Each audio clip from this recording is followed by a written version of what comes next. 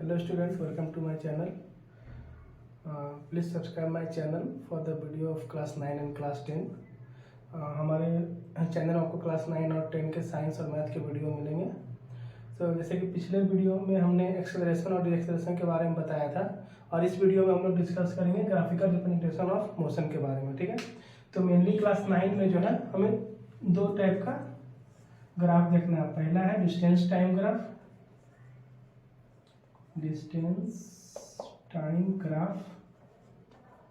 और दूसरा है हमारा speed time graph. Speed time graph और वेलोसिटी टाइम ग्राफ।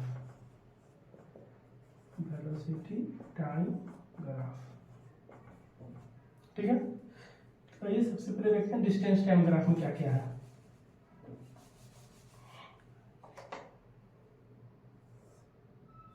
तो डिस्टेंस टाइम ग्राफ में जो हमारा क्या होता है, एक्स एक्सिस पे टाइम होता है और वाई एक्सिस पे होता है डिस्टेंस। ठीक है ना। अब मान लीजिए अगर ये इस तरह स्ट्रेट लाइन रहा, ठीक है, तब देखिए इसमें डिस्टेंस टाइम ग्राफ में हमको मिलता क्या है। ठीक है, तो देखिए जैसे कि इस पॉइंट को ले लेते हैं ए और इस पॉइंट को ले लेते हैं बी। ठीक है, तो हमारा डिस्टेंस टाइम ग्राफ का या किसी भी ग्राफ का जो स्लोप होता है ना, वो एक शॉर्टकट बता रहे हैं, वो होता है जो वैल्यू वाई एक्सिस में है डिवाइडेड बाई जो वैल्यू एक्स एक्सिस में है। ठीक है, तो वाई एक्सिस में क्या है हमारा डिस्टेंस, और एक्स एक्सिस में हमारा टाइम। ठीक है, तो डिस्टेंस बाय टाइम क्या हो जाता है, स्पीड। तो slope of distance and time graph will give always speed. ठीक है, मतलब ये जो हमारा है वो स्पीड को डिनोट कर रहा है। ठीक है, जैसे कि आप देख रहे हैं यूनिफॉर्मली राइज हो रहा है, तो अगर इस तरह का डायग्राम रहेगा तो ये हमारा होगा यूनिफॉर्म स्पीड का, यूनिफॉर्म स्पीड का। ठीक है, ठीक है, तो वो था यूनिफॉर्म स्पीड। अब देखते हैं नॉन यूनिफॉर्म स्पीड का डायग्राम कैसा होगा। ठीक है, बाकी सब तो सेम रहेगा, एक्स एक्सिस में टाइम, वाई एक्सिस में डिस्टेंस। ठीक है, तो जो नॉन यूनिफॉर्म है उसका डायग्राम कुछ इस तरह से होगा। ठीक है, अगर ऐसा डायग्राम आपको एग्जाम में पूछता है तो वो हो जाएगा वो नॉन यूनिफॉर्म स्पीड। ठीक है, यूनिफॉर्म स्पीड हो गया, नॉन यूनिफॉर्म स्पीड हो गया। ठीक है, अब आइए अगर मान लीजिए एग्जाम में कुछ इस तरह का डायग्राम दे देता है तो क्या होगा, इस तरह का। ठीक है, तो यहाँ पे हम क्या देख रहे हैं कि हमारा डिस्टेंस जो है, लेट से ये डिस्टेंस ए है और ये टाइम है, तो हमारा टाइम इंक्रीज कर रहा है बट डिस्टेंस जो है हमारा वहां का वहीं पे है।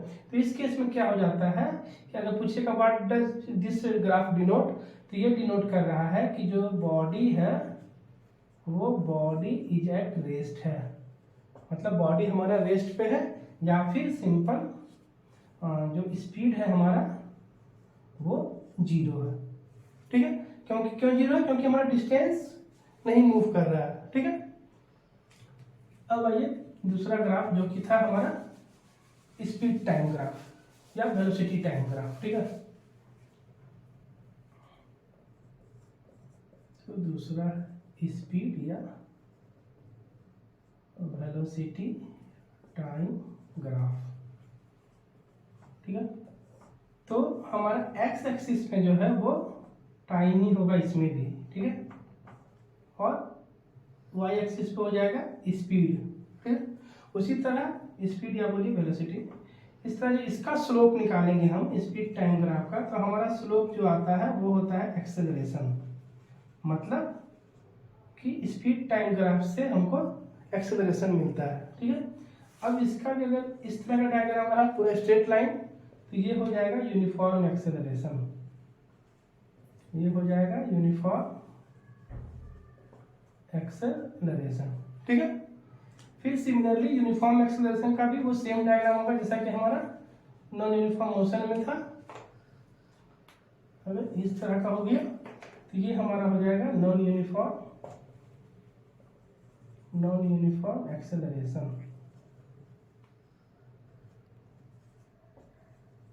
ठीक है।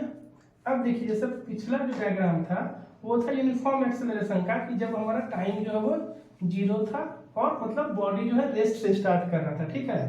बट मान लीजिए कि बॉडी पहले से किसी स्पीड पे है, उसके बाद यूनिफॉर्म गया, तो वो क्या होगा, वो इस तरह का डायग्राम होगा, ठीक है। मतलब हमारा बॉडी जो है पिछले केस में हमारा बॉडी रेस्ट पे था, जो कि हमारा ये डायग्राम था इस टाइप का। इस केस में हमारा बॉडी जो है वो रेस्ट में था, वेलोसिटी 0, स्पीड 0, तो यहां से यूनिफॉर्म किया था। बट इस केस में क्या है, ये मान लीजिए कुछ एक्स स्पीड तक आया, उसके बाद वो यूनिफॉर्म एक्सेलरेशन मेंटेन किया, ठीक है। अब आइए तीसरा डायग्राम, अगर वो पूछे कि जब हमारा चेंज ऑफ वेलोसिटी ही 0 है, ठीक है, टाइम वेलोसिटी, ठीक है, होगा इस तरह का। अगर इस तरह का डायग्राम पूछता है तो इस केस में क्या देखने कि हमारा वेलोसिटी चेंज नहीं हो रहा है, ठीक है। मतलब जब वेलोसिटी चेंज नहीं हो रहा है, एक्सेलरेशन होता है चेंज इन वेलोसिटी, तो चेंज इन वेलोसिटी क्या हो जाएगा, 0। तो इस केस में एक्सेलरेशन हो जाएगा हमारा 0, ठीक है। ठीक है, तो आइए अगर मान लीजिए हमारा क्वेश्चन इस तरह का है, ये हो गया टाइम, इधर हो गया वेलोसिटी, ठीक है। अगर वो इस तरह का लाइन है तो ये क्या होगा, ठीक है, तो ये हमारा होगा यूनिफॉर्म रिटार्डेशन, यूनिफॉर्म रिटार्डेशन, जो कि निगेटिव एक्सेलरेशन भी इसको बोलते हैं, या फिर डी एक्सेलरेशन, ठीक है। अब आइए हम लोग इक्वेशन ऑफ मोशन डिस्कस करेंगे, ठीक है। इक्वेशन ऑफ मोशन, ठीक है, जो कि 3 होता है। सबसे पहला है v is equal to u plus a t, ठीक है। सेकेंड है s is equal to u t plus half a t square, और तीसरा है हमारा v square minus u square is equal to 2as, कहीं कहीं v square is equal to u square plus 2as भी दिया रहता है, तो दोनों सेम ही है, ठीक है। तो ये हमारा 3 इक्वेशन है, ठीक है। अब देखते हैं इसमें v क्या है, s क्या है, ये सब एक एक करके डिस्कस करते हैं।